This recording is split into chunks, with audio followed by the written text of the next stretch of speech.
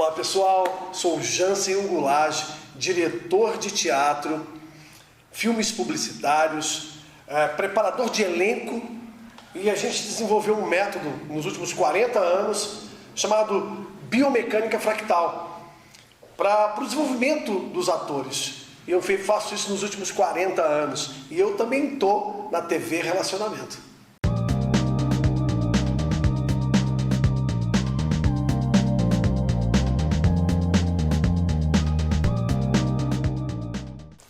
Olá, internautas, iniciamos mais um programa Gestão Executiva e hoje nós temos aí a honra e o privilégio de ter aqui uma pessoa espetacular, uma referência na área de educação e também de gestão, e como escritor então nem se fala, tá? Esse é o respeitadíssimo Victor Michalka.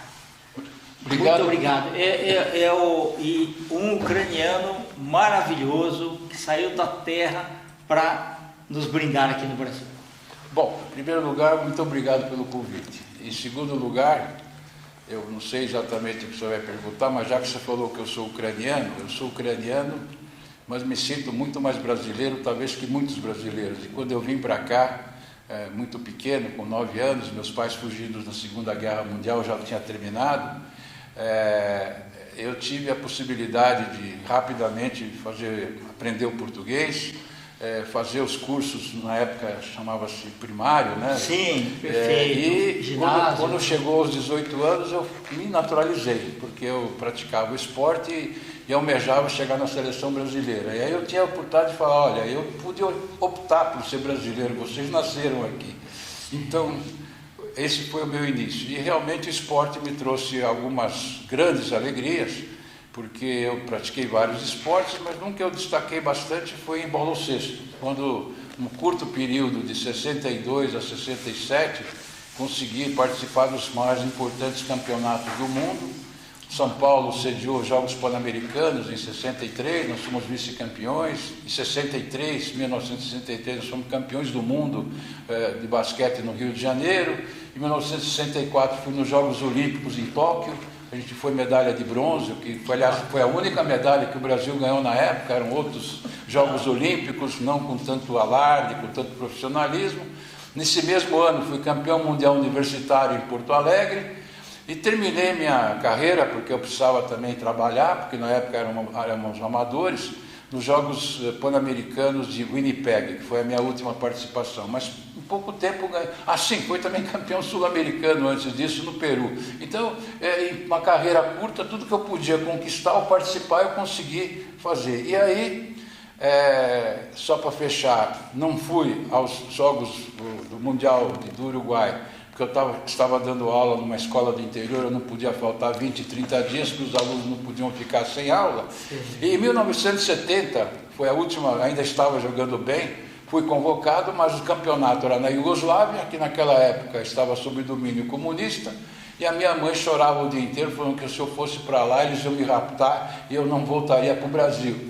Depois que os meus colegas voltaram de lá, não, a Iugoslávia é comunista nada, está tudo separado, aquilo é uma alegria. E não foi o que aconteceu, porque hoje a Iugoslávia é constituída por 7 países, evidentemente cada um com a sua língua, alguns seguindo a língua cirílica, né, próxima do russo e do ucraniano, outros tendo línguas completamente diferentes. E a Iugoslávia hoje, se não tivesse separada, falando em esporte, estou falando em 2022, sim, 15 jogadores das repúblicas que antes faziam Iugoslávia jogam na NBA. Você imagina o time da Iugoslávia como seria forte, porque 15 jogadores, dos quais 2 deles são os melhores dos Estados Unidos nas suas equipes. Não sei se vocês já ouviram falar no Luka Doncic, que joga no Dallas Mavericks, no Jokic, que é um pivô também extraordinário. Então, entre os melhores jogadores dos Estados Unidos. Veja a potência que era a Iugoslávia e que ficou fragmentada nesses 7 países menores. Ok, tá bom. E Agora, a educação, como que entrou na sua vida?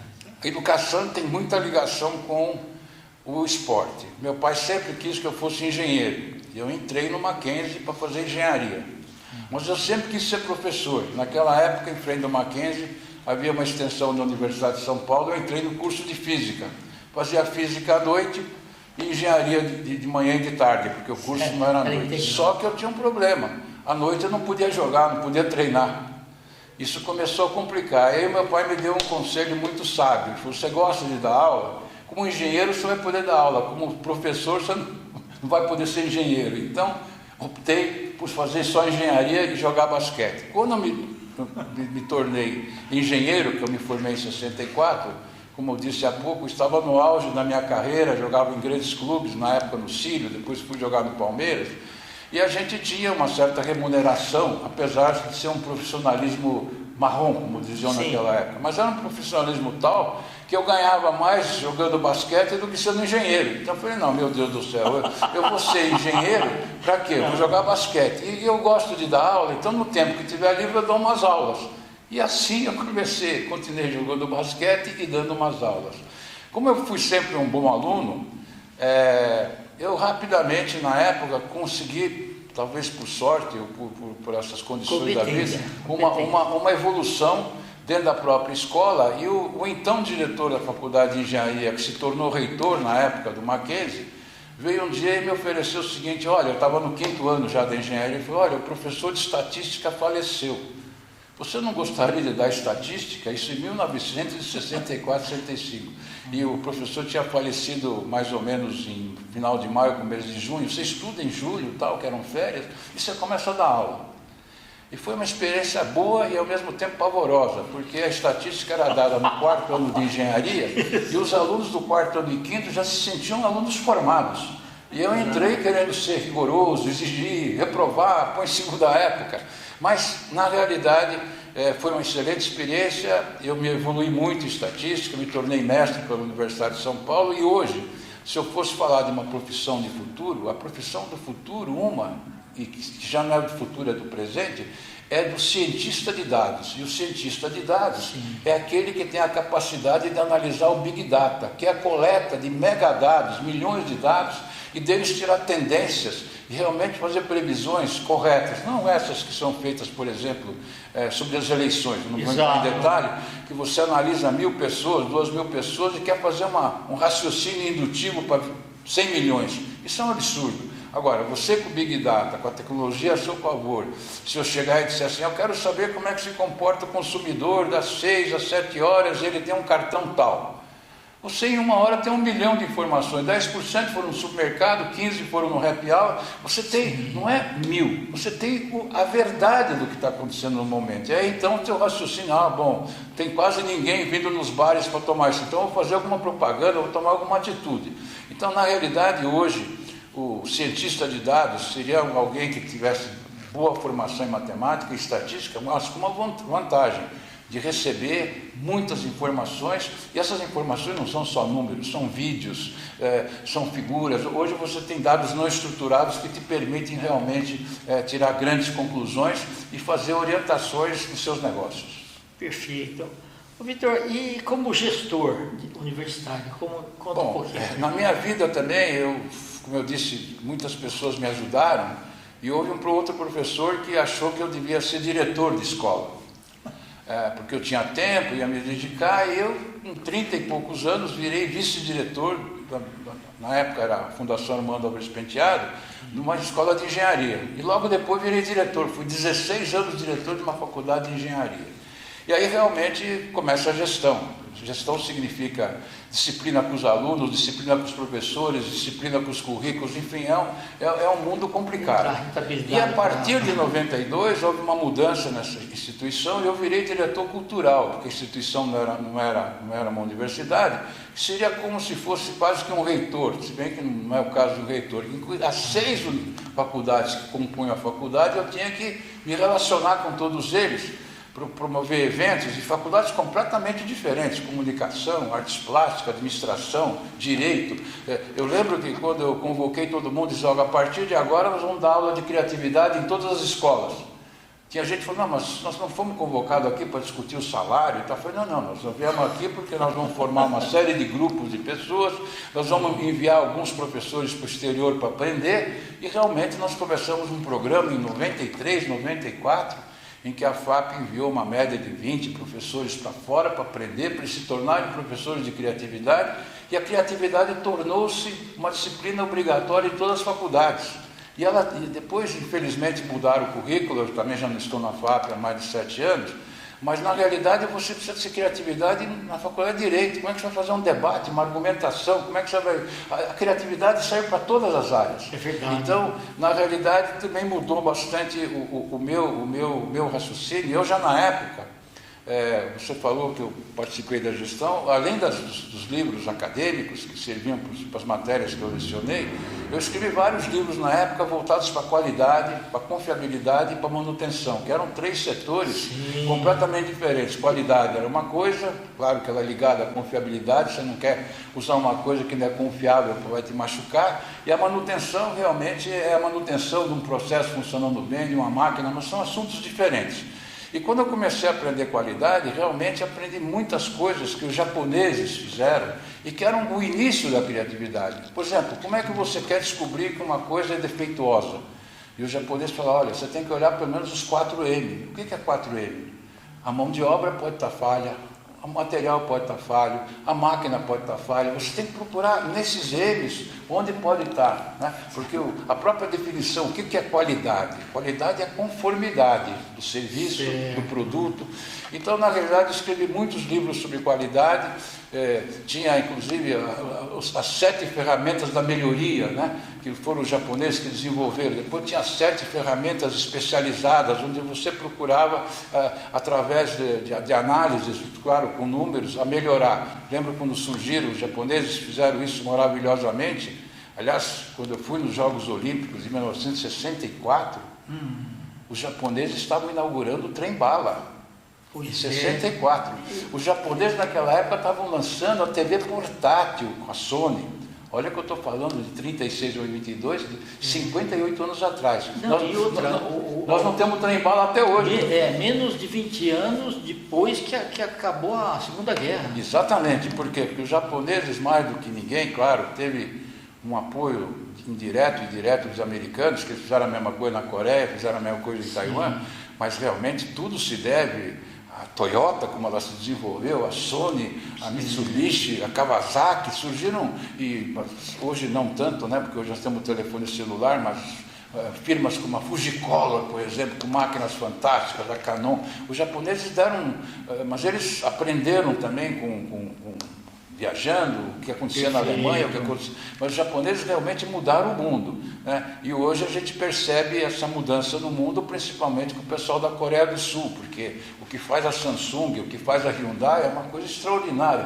Nós achamos que fazem carros, nós somos chaebols, que é o nome que eles dão aos grandes conglomerados, eles fazem tudo, constroem de coisas pesadas, de aviões, de carros, de supermercados, quer dizer, a Coreia do Sul hoje é o 4º país do mundo que tem a maior quantidade de patentes. Quer dizer, é um negócio extraordinário, patente, né? Certo. Patente significa você estar detendo uma propriedade que pode levar a uma grande invenção, que pode se transformar numa, vamos dizer, muito lucrativa inovação. E uma pena que o Brasil tem poucas patentes, né? Se a gente for ver comparativamente. Olha, na realidade o Brasil tem muita coisa boa, mas também tem muita coisa em atraso. Se a gente for pensar nos nossos inventores, nas nossas pessoas destacadas, as pessoas gostam às vezes de contar com os dedos, acho que pegando só os 10 dedos da mão, a gente fica, talvez a grande invenção do Brasil, para mim, seja o álcool, né? Mas se bem que o álcool existe também em outros lugares.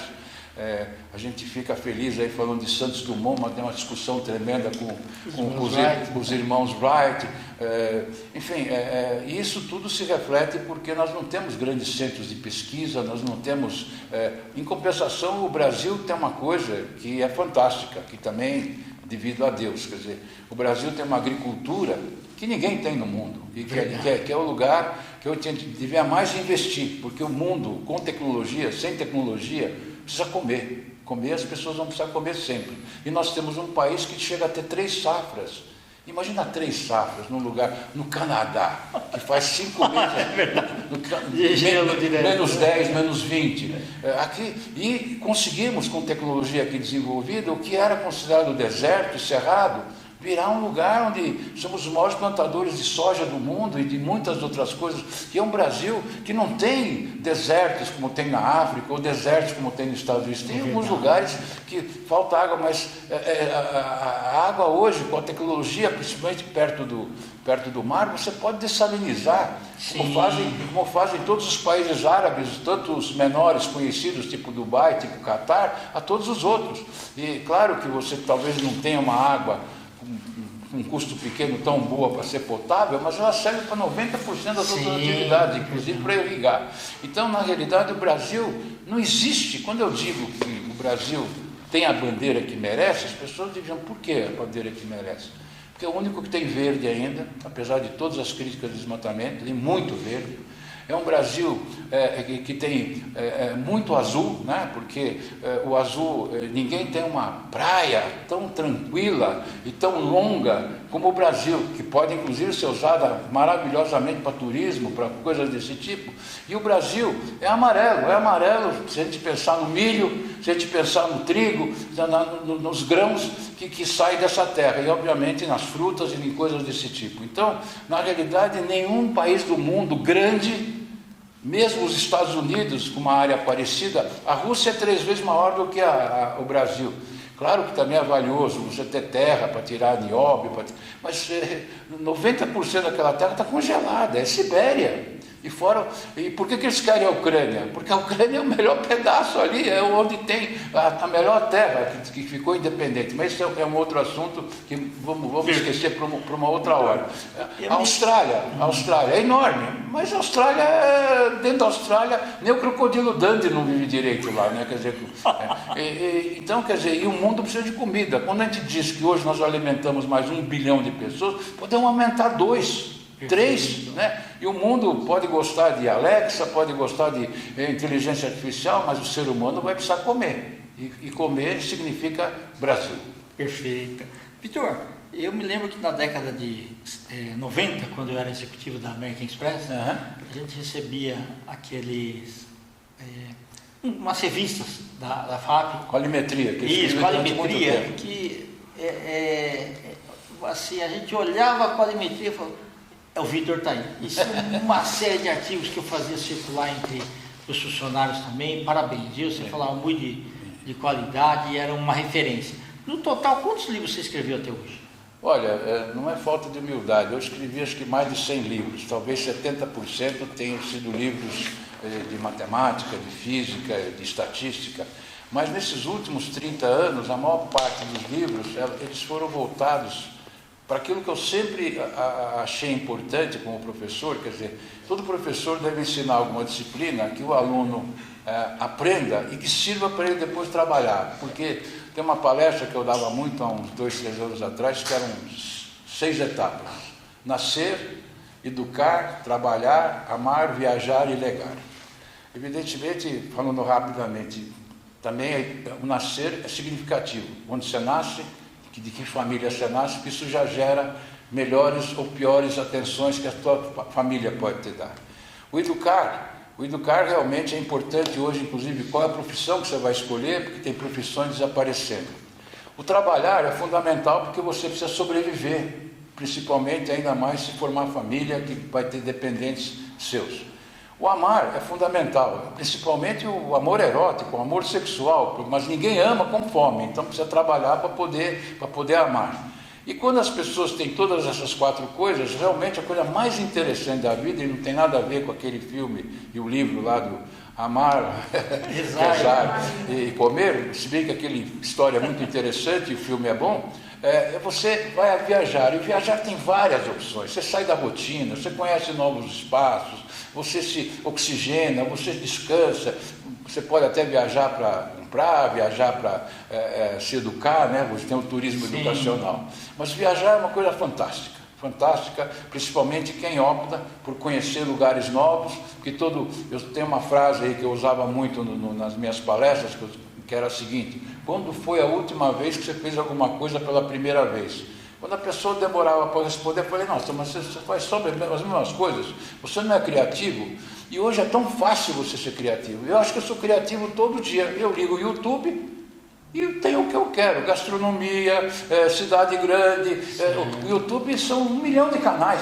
Então, e você tem coisas incríveis para você olhar e algumas assimilar e fazer, né? Fora as informações. E obviamente legar é o que eu hoje acho que consegui, principalmente, que eu acho que pouca gente, tem gente com milhões de seguidores, inspirador. Milhares de seguidores, mas naqueles 35, 40 anos que eu fui professor formal, além de gestor, eu acho que eu tive mais do que 100 mil alunos. E eu vejo que esses alunos hoje, eles vivem me convidando: olha, professor, nós somos da turma de 50 anos atrás, de 35 anos atrás, o senhor não quer ir no jantar, no almoço, principalmente os do Mackenzie, que o Mackenzie tem um espaço lá para eles colocarem placas, turma tal, e recebe, a Mackenzie também aproveita mostrar o quanto ele evoluiu do tempo que eles eram alunos para os alunos de agora, e o Mackenzie está realmente muito bonito, pelo menos o de São Paulo, que o Mackenzie tem instalações em outros lugares. Eu todo mês, 1 ou 2 vezes agora, alguém vem me buscar em casa para a gente poder participar dessas cerimônias, e eu vejo que deixei alguma coisa boa, porque muitos deles falam assim: ó, o senhor me reprovou, mas o senhor era um bom professor. Eu acho que isso aí é a maior demonstração. Pode ser que há 30 ou 40 anos atrás você tenha ficado até com um certo ódio, mas se eu reprovei, não foi por maldade, é porque ele foi não competente naquela coisa. Mas na hora que eles falam, e lembram de coisas que evidentemente eu não lembro, mas que marcaram eles. Tem um monte deles que falam que eu escrevia com uma mão, apagava com o outro. Falei, mas eu nunca fiz, não, o senhor fazia isso sim, não deixava a gente copiar. Enfim, eu acho que o fato, muitas profissões são respeitáveis, o médico, por exemplo, mas eu acho que o professor é aquele que exerce a profissão com dedicação, com competência, é o que forma as pessoas para o futuro, forma as pessoas para o presente também, porque muitos já saem para as atividades de trabalho. É uma profissão extremamente importante. E por linhas tortas, como eu disse, que era para ser engenheiro, virei professor, porque era jogador de basquete, eu exerci muito tempo, mas no final consegui também ter uma parte, como você disse aí, de gestão por exemplo, um professor que falta, um professor que trata mal o aluno. São coisas que as pessoas hoje me perguntam: quais são as profissões do futuro? Eu digo, olha, as profissões do futuro estão todas ligadas aos 7 pecados capitais. Por quê? Porque o computador não sabe isso e não vai fazer isso, mas elas, olhadas adequadamente, são boas. Existe alguém que não teve inveja? E a inveja é inspiração. Uma inveja boa te inspira a ser melhor. Todo mundo que quer ser melhor jogador se inspira em alguém. É verdade. E em parte tem uma inveja, né? A raiva.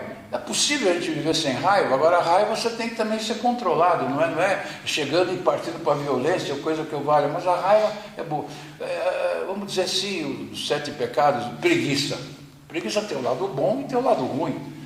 A maior parte das ideias criativas acontece quando a gente está tranquilo, relaxado, até dizem tomando banho, ou esticado no sofá, porque você não pode estar tenso, né? Aí você junta e resolve uma outra forma, uma situação sua particular ou até de alguém. A gula não é gula.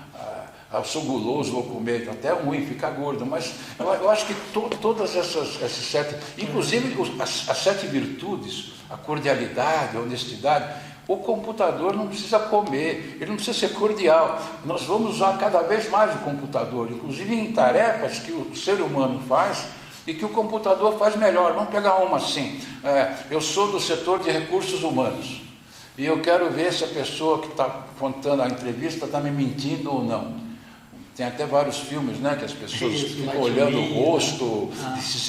Você pega 10, 12, 15 mil fotos, coloca no computador, ele vai ver do que a pessoa está falando. E é a mesma coisa que o sujeito que é aceito numa entrada de um edifício e a segurança tira a foto. Só que o cara tem um arquivo com 1 bilhão de fotos. No meio tem, digamos, 50 mil ou 5 mil facínoras. Imediatamente compara e fala: você não pode entrar. Isso como é que seria feito se não tivéssemos tecnologia? Então, você hoje tem vantagens, sei lá, o Waze, por exemplo. Quem é contra o Waze? Não é possível, você chega onde você quer, rapidamente. Antes você tinha que ter mapa, olhar, perguntar, não tem o que nada. só não vai funcionar se o mapa todo estiver errado quando fizer um Waze, o que é possível. E assim por diante. Então, na realidade, a tecnologia é muito útil, a gente consegue fazer muito mais rápido, com menos desperdício, procurar uma informação no Google, meu Deus do céu, imagine no tempo que você era moço e eu tinha que ir na biblioteca e ia falar, não é seu dicionário, um livro específico, ia falar com a bibliotecária, nem sabia onde estava o livro, né? E nem sabia do que se tratava. Hoje, se você souber pedir direito, você chega rapidamente ao que te interessa e você consegue ler, sei lá, você olha hoje uma Amazon, que tem 2, 3, 4 milhões de livros, e tem o comentário do livro, que não é nada, mas o comentário do livro te dá uma ideia do que está escrito no livro. Imagina se você teve alguma bibliotecária, tivesse 20 mil livros, você pergunta qual é o conteúdo dele. Não sabe. O irmão sabia não, mas qual é a sigla aí, que tinha aqueles papelzinhos para em que instante que estava. Então, ir contra a tecnologia é simplesmente um absurdo. Mas, os soft skills, esses que eu falei, cortesia, ambição, inveja, esses têm que ser controlados e usados, porque são eles que impulsionam. Por que as pessoas inventam? Para resolver um problema que está atrapalhando elas. Então, o que a máquina faz, ela faz muito bem o que já aconteceu, que ela te informa, e eventualmente, claro, hoje não posso fazer isso, digamos, eu sou professor de redação e eu sou especialista em corrigir redação. Você não precisa mais do professor de redação. Você tira a foto e a máquina corrige 1000 redações em 10 minutos, enquanto o professor corrige uma em 10 minutos. Tá?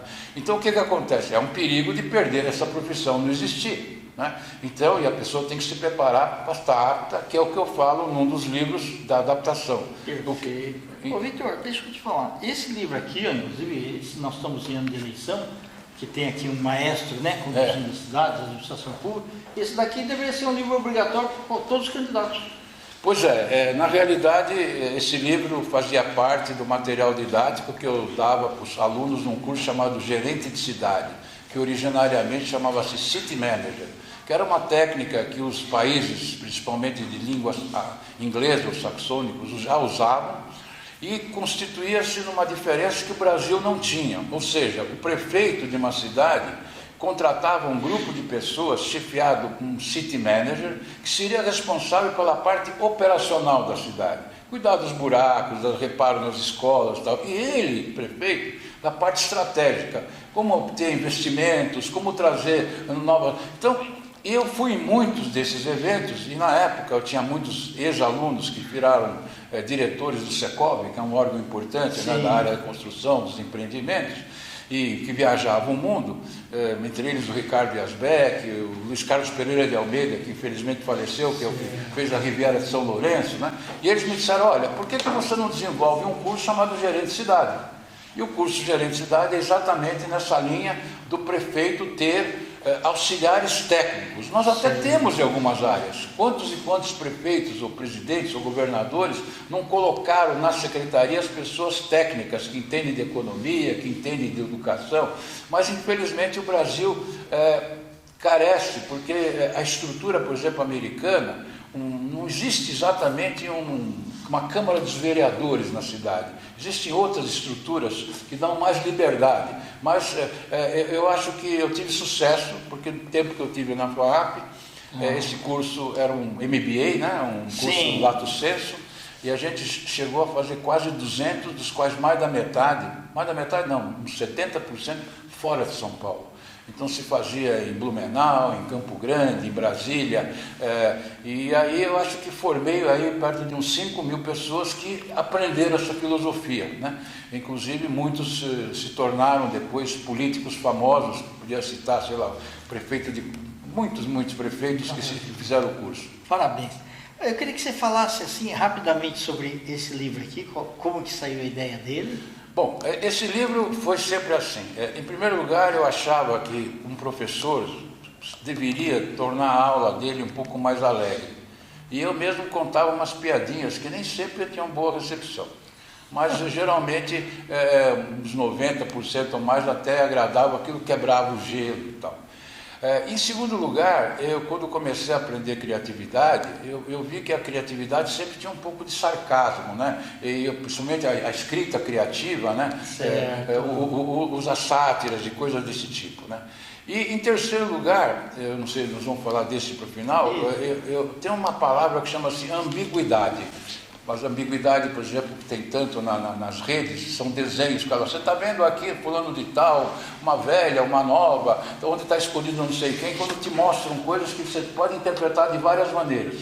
Então, ambiguidade, pelo menos de duas. Você tem ambiguidade também na maneira como você constrói as frases, se você não colocar vírgula. Tinha um autor que virou até prêmio Nobel, o Saramago, que ele escrevia textos e textos sem vírgula nenhuma. E aí ficava por conta. Eu, inclusive, em alguns dos meus textos, copiei aí brincadeiras do tipo: olha, um bilionário deixou a herança para o seu filho, para o seu sobrinho, para o seu advogado, para os pobres. Só que a frase não tem nenhuma vírgula.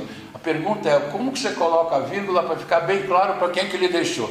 Então, olha a importância da vírgula, que o Saramago não usava, aí você interpretava o texto como se queria. Aí ele até falava: não, eu faço isso porque quando a gente fala as pausas, que são a vírgula, o ponto, a pessoa para de respirar e tal. Mas enfim, ambiguidade. Então eu cheguei à conclusão que, para você ser criativo, você precisa entender uma piada. Não sei que não ri de uma piada, ou ela foi mal contada, ou ele não percebe o duplo sentido, a segunda intenção. Eu vou tentar contar uma piadinha bem simples, tipo assim: a mãe chega e fala: Zezinho, está na hora de você ir para a escola.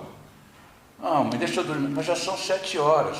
Ele não acorda. Volta depois: Zezinho, já são 8 horas, está na hora de ir para a escola. Não, mas eu não vou, lá está cheio de gente, mais de 1000 pessoas, e sempre formam um bloquinho, os meus coleguinhas lá, os coleguinhas, e ficam olhando para mim, me apontando. Acho que eles não gostam de mim. Está na hora de você ir para a escola, Zezinho. Aí ele fala: não, também não vou lá, porque eu vi grupinho de professor apontando para mim, eles não gostam de mim. Zezinho, você tem 48 anos, seu diretor da escola, vai para a escola. Então, isso, eu não sei se vocês gostaram ou não, mas esse tipo de piada que não ofende ninguém, não mexe com sexo, mas se bem que também as piadas de sexo, as piadas, eu nesse livro que você mostrou, eu lembro de José Vasconcelos, lembro do Chico Anísio, e hoje eu vejo Porchat, hoje eu vejo Gentili, hoje eu vejo Tata Werneck, que são engraçados. Mas, infelizmente, para mim, o tipo de humor que eles colocam não me diverte tanto como divertia. Porque ainda existe, tem pessoas de hoje que ainda veem os vídeos antigos do Chico Anísio, como ele interpretava, como ele fazia, era um humor extremamente engraçado. E eu aprendi, do seu ponto de vista de saúde, que dar risada, sorrir, a pessoa extrovertida, ela é muito mais simpática, né? Se torna quase que o rei da festa ou a rainha da festa, uma pessoa mais extrovertida. E além do mais, quem dá risada encara a vida com menos pessimismo. É verdade. Então isso me levou a ler um monte de livros e em todo lugar que eu posso dizer, sorrir é saúde, né? Então, eu inclusive, as pessoas que têm lido esse livro têm gostado muito, né? Então eu acho que foi uma experiência interessante, mas para mim como um antídoto, quer dizer, se você não gosta de humor, você não é criativo. Isso é a primeira parte. Tá? Vitor, e você imagina aí, aos 81 anos de idade, fazendo uma trilogia, né? Que esse é o primeiro dos outros dois. Isso é fantástico. Eu acho, falando desse livro que vocês estão vendo, que o título básico é Trabalhabilidade. Tem gente que não entende bem o que é trabalhabilidade. E eu acho que nós estamos vivendo num século que cada vez mais as pessoas, elas têm que demonstrar que elas têm aptidão para oferecer o trabalho. Isso não quer dizer que elas não têm que buscar competência através de se formar em advocacia, administração, em arquitetura ou qualquer outra profissão e treinamento para ser empregado de alguém. Então, há duas palavras importantes: empregabilidade, que eu busco através de diplomas, de treinamentos, de ter feito bons cursos, e aí ser capaz de ser empregado e manter o emprego. E há uma segunda palavra que hoje está muito mais importante, que inclui a empregabilidade, que é a trabalhabilidade. Eu posso ser um empreendedor individual. Sim. Eu tenho na minha disposição equipamentos hoje com uma máquina de 3 dimensões, que eu viro um artesão tecnológico. Eu faço prótese, eu não faço canequinha, nem camisetinha, eu faço coisas espetaculares e, aliás, únicas, que tem muitas coisas, como peças de avião. Você não vai fazer 500 peças, você faz 2, 3, 4, e hoje, simplificando, você tira uma foto, tem um software, e ele faz, porque o princípio das 3 dimensões você não é esculpir, é você montar, né? Quer dizer, nós quando chegamos à máquina impressora de 2 dimensões, foi uma coisa fantástica. Imagina, antigamente, você e eu usávamos carbono, papel carbono para ter uma cópia. Aí para economizar mais de uma vez, aí saia uma porcaria tudo sujo. Bom, aí veio o fax, nossa senhora, olha que coisa, só num papel pavoroso que apagava. Aí foi evoluindo. Durante a minha vida, uma das coisas que eu mais fiz foi escrever para 2 amigos meus que fundaram uma empresa que copiava uma máquina japonesa chamada Epson, e aqui no Brasil ela chamava Graphics, que era a máquina impressora mais vendida na época, que era as agulhas que batiam e saíam as letras, né? Muito bem.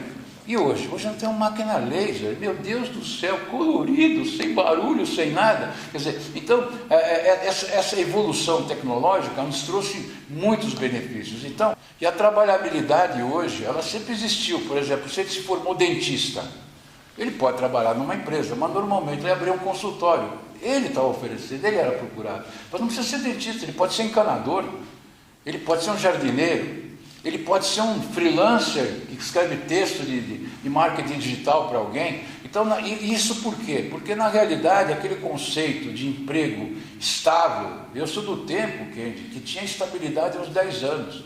Chegava a 10 anos, a empresa não podia te mandar embora. Foi um inferno, era uma lei do tempo de Getúlio Vargas, depois ela acabou. Depois tinha que, nossa, no Japão quem começa numa empresa não sai mais da empresa.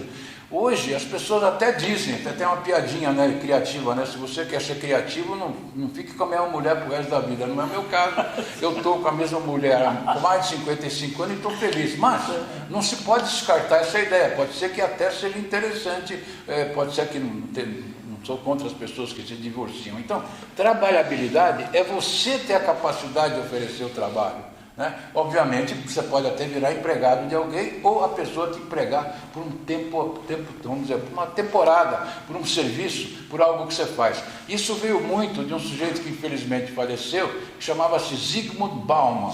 O Zygmunt Bauman, ele trouxe vários conceitos, como o amor líquido, o trabalho durante um pequeno tempo. Então, na realidade, esse é o assunto. E hoje, para você ter trabalhabilidade, você tem que estar de acordo com as transformações digitais. Então, você tem que se adaptar ao Big Data, à inteligência artificial, à computação em nuvem.